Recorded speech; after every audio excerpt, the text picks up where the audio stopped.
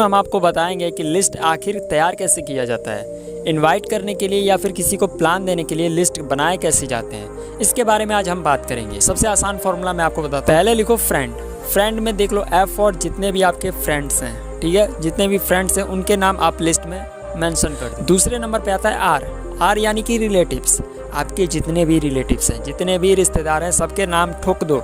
उसके बाद आता है आई यानी कि इंस्टीट्यूटल्स, यानी कि जो आप पढ़ाई वगैरह करते थे, जब आप पढ़ाई लिखाई करते थे तब आपके कुछ स्कूलमेट्स होंगे, कुछ क्लासमेट्स होंगे जिनसे आपकी बातचीत होती होगी, उन लोगों के भी नाम आप लिस्ट में शामिल कर सकते हो। उसके बाद आता है ई यानी कि एम्प्लॉयज़। देख लो कि अपने आसपास कौन ऐसे लोग हैं जो कि एम्प्लॉयज़ का काम करते हैं या फिर एक तरह से जॉब करते हैं या फिर किसी अन्य बिजनेस में लगे हुए हैं। उसके बाद आता है एन यानी कि नेबर्स, और आपके आस पड़ोस में भी तो कुछ लोग रहते होंगे, उनके भी नाम मेंशन कर देना लिस्ट में। उसके बाद डी से ड्रीमर्स, यानी कि और कुछ लोग आपके आसपास ऐसे बड़े बड़े सपने देखते हैं, क्या बोलते हैं कि मैं बड़ा होकर ये करूंगा या फिर बड़ा होकर इतना बड़ा घर बनाऊंगा या फिर ये कार खरीदूंगा, वो कार खरीदूंगा, जो बड़े बड़े सपने देखते हैं उनके भी नाम इस लिस्ट में शामिल करना। उसके बाद आता है एस, तो एस से समझ लो स्ट्रेंजर यानी कि अजनबी। किसी बस में आप ट्रेवल कर रहे हो और बस की सेकंड सीट पर आपके साथ, मान लो कि जैसे बस में आप ट्रेवल कर रहे हो और बस में ट्रेवल करने के साथ आपके साथ कोई ऐसा व्यक्ति जो है वो बैठा हुआ है जो आपसे बातचीत करने में इंटरेस्ट रखा, उसका आपने नंबर ले लिया, नाम नोट कर लिया, और अगर वो आपके इलाके के आसपास का है तो उसको प्लान जाकर दिखा सकते हो, उसको भी लिस्ट में शामिल करो। बहुत सारे लोग ऐसे होते हैं जो कि आपको स्ट्रेंजर के रूप में,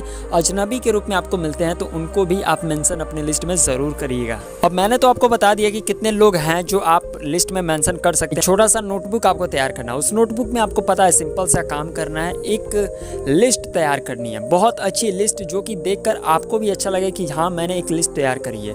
उस लिस्ट में क्या करना है, सभी लोगों के नाम, उनका एड्रेस, उनका मोबाइल नंबर, उनका जो एज है, एज भी मेंशन करना। आपको अभी समझ में नहीं आएगा कि एज क्यों मेंशन करना है, लेकिन जैसे आप 2-3 लोगों को प्लान दोगे तो आपको पता चल जाएगा कि एज लिस्ट में मेंशन क्यों किया जाता है।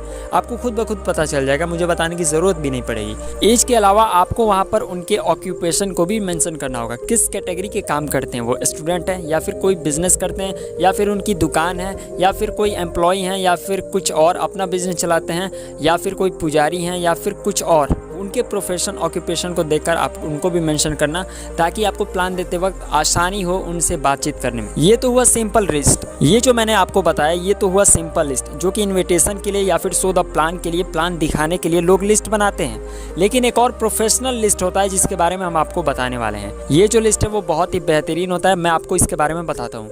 देखिए, आपने जितने लोगों का लिस्ट बनाया है, अब इस दूसरे कॉपी में, अब एक दूसरे नोटबुक में आपको क्या करना है, आपको एक छोटा सा एक और लिस्ट बनाना है जिसमें आपने जिन लोगों को प्लान दिया उनका नाम लिख दो, फिर उनका नंबर लिख दो, फिर उनका जो इनविटेशन डेट है वो भी लिख दो, और वहाँ पर टिक मार दो कि इनविटेशन जो है इनका हो गया है। सो द प्लान यानी कि उनको प्लान दिखा दिया गया, उसका भी एक टिक मार दो। और 7 फॉलोअप के स्टेज बनाने, क्या 7 फॉलोअप के स्टेज बनाने हैं, यानी कि हर एक बंदे को 7 बार फॉलोअप करना है, लेकिन 3 से 4 बार फॉलोअप में ही चांसेस रहते हैं कि बंदा डीडी दे देगा या फिर पेमेंट दे देगा, लेकिन 7 बनाने हैं। क्यों, मैं आपको बताता हूँ। देखिए, फॉलोअप के जो 7 ऑप्शन बनाए जाते हैं मैं आपको समझाता हूँ। पहला ऑप्शन की, यानी कि जब आपने प्लान उसे दे दिया तब आप उसे खुद मिलने जाइए और उसको फॉलोअप कीजिए, उससे पैसे लेने की कोशिश कीजिए और उसके जितने भी सवाल हैं वो सारे क्लियर। अगर इसके बाद भी वो आपका फर्स्ट फॉलोअप में पैसा नहीं निकलता है, उसके बाद सेकंड फॉलोअप में आप अपने सीनियर के साथ जाइए, ठीक है।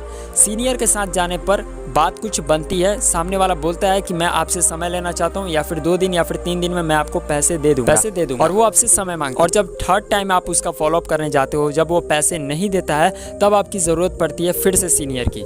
चौथे बार में अगर आप फॉलोअप के लिए जा रहे हो, ठीक है, चौथे बार में अगर उसका डीडी नहीं निकल रहा है तो कंपनी कहती है भैया अब इसका जो है वो दमदारी से फॉलोअप करना है, सिर्फ 3 बार करना है, उसके बाद छोड़ देना है, सिर्फ 3 बार करना है, उसके बाद छोड़ देना है। क्योंकि एक और फॉर्मूला है जिसको बोलते हैं आए तो बेस्ट, नहीं तो नेक्स्ट। और 4 बार तो इसने दौड़ा दिया और 3 बार और कोशिश करनी है। चौथे बार अपने सीनियर को ले जाओ, और इससे भी बात नहीं बनती है तो 5वें बार दोबारा सीनियर के साथ उसके घर जाओ।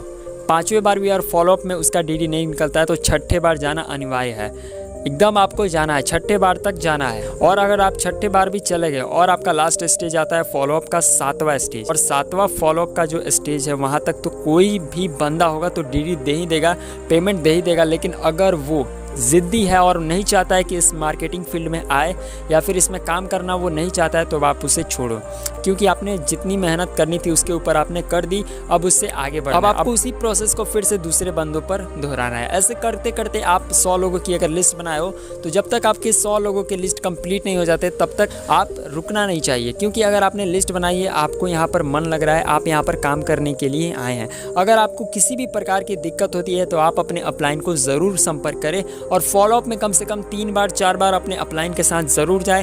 फर्स्ट फॉलोअप कोशिश करें